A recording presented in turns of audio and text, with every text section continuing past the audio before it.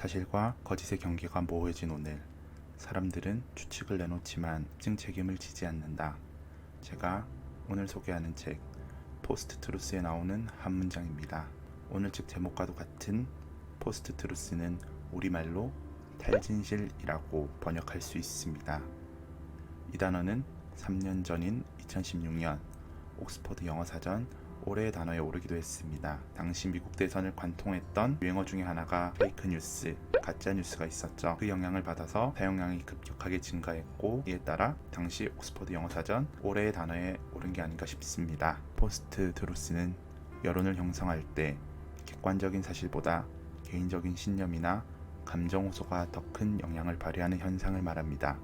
즉, 일종의 이데올로기적 우월주의로서 자신의 신념을 남들에게 강제로 주입하는 데 배경으로 작용하기도 합니다. 덧붙여 말씀드리면 우린 흔히 포스트를 특정한 시기 이후라는 의미로 많이 사용합니다. 하지만 이곳에서는 진실 이후가 아니라 진실이 무의미할 정도로 퇴색되었다는 의미로 사용되었습니다. 오늘 책 포스트 트루스의 목적은 어떤 진로이 맞다, 그르다 이런 것들을 따지는 데 있지 않습니다. 진실을 전복시키는 방식이 어떤 게 있는지 알아보는 데 있습니다. 즉, 탈진실에 대한 사회학적 분석이 오늘 책 포스트 트루스의 목적이라고 말할 수 있습니다. 책 포스트 트루스는 탈진실에 대해 총 4가지 원인을 제시하고 있습니다. 첫 번째는 비합리적 인지 능력, 두 번째는 과학 부인주의, 세 번째는 미디어 환경의 변화, 네 번째는 포스트 모더니즘을 들고 있습니다. 다만 오늘 책이 다루는 모든 원인을 영상 한 편에서 다루기에는 지나치게 길어질 가능성이 있기 때문에 영상을 짧으면 2편, 좀 더 여유 있게 진행하면은 3편까지 나눠서 오늘 책을 소개하도록 하겠습니다. 그럼 쇠보원을 먼저 살펴보도록 하겠습니다. 책에서 제시하는 첫 번째 쇠보 원인은 인지 편향, 비합리적 인지 능력이 있습니다. 저자는 이곳에서 몇 가지 심리 이론을 제시하고 있습니다.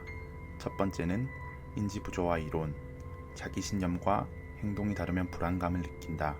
그렇기 때문에 사람은 둘 중 하나를 맞춰서 불안감을 해소하려고 한다. 두 번째, 집단 동조 이론, 자기 믿음과 집단 믿음이 조화를 이루지 않으면 감각 증거조차 외면한다.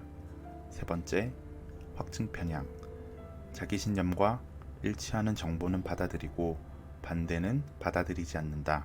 특히 확증 편향에서는 2가지 현상도 같이 소개하고 있습니다. 첫 번째는 출처 기억 상실, 본인이 정보를 어디선가 보긴 봤는데 그 정보의 출처를 기억하지 못하는 현상을 말합니다.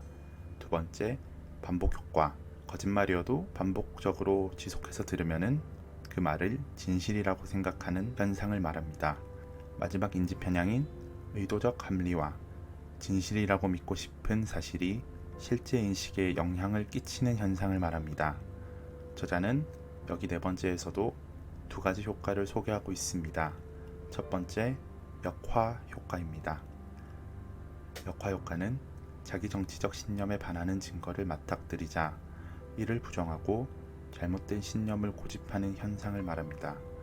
두 번째, 더닝크루거 효과, 능력이 부족한 사람이 자기 능력이 부족한 줄 모르는 현상을 말합니다.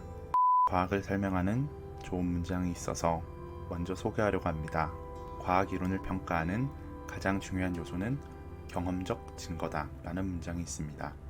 저는 여기에 조금 더해서 피어 리뷰, 동료 평가를 말하는 겁니다. 이론의 증명 과정을 당사자가 직접 검증하는 게 아니라 같이 연구하는 동료들이 이것들을 확인해보는 작업이라고 생각해 주시면 될 것 같습니다.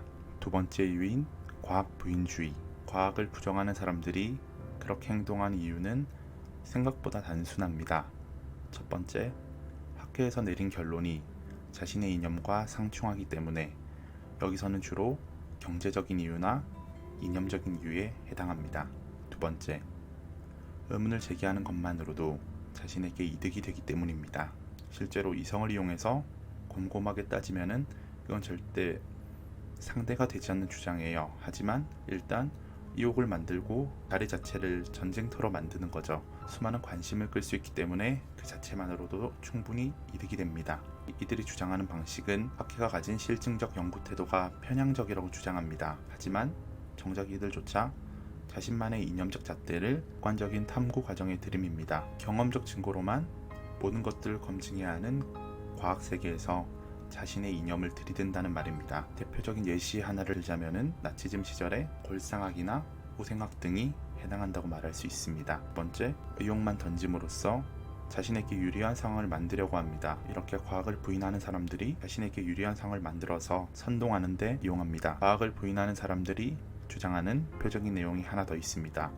바로 완벽하게 증명되지 않은 이상 경쟁 이론은 언제나 참이될 가능성이 있다고 주장한다. 얼핏 듣기에는 설득력이 있어 보여요. 과학은 항상 개방적인 태도를 가지고 있어야 되거든요.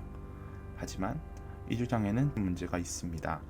첫 번째, 과학은 완벽한 증명으로 진리를 찾으려는 학문이 아니다. 그렇기 때문에 늘 반증 가능성을 가지고 있는 것이다.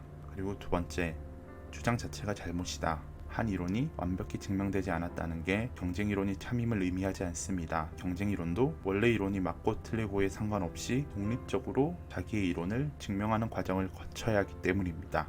오늘 책 포스트 트루스에서는 과학 부인주의를 다음과 같은 이유를 들어서 경고하고 있습니다. 첫 번째는 자기 입장을 지지하는 사실만 골라서 이용하려고 합니다.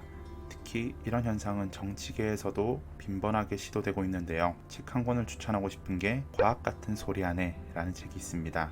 이 책은 정치인들이 과학을 자기의 목적에 맞게 이용하는 사례를 아카이빙해둔 책입니다. 책 자체도 어렵지 않기 때문에 한 번쯤은 읽어보시면 좋을 것 같습니다. 저자가 과학 부인주의를 경계하는 두 번째 이유는 사실보다 의견이 더 우월해진 현상을 만들기 때문입니다.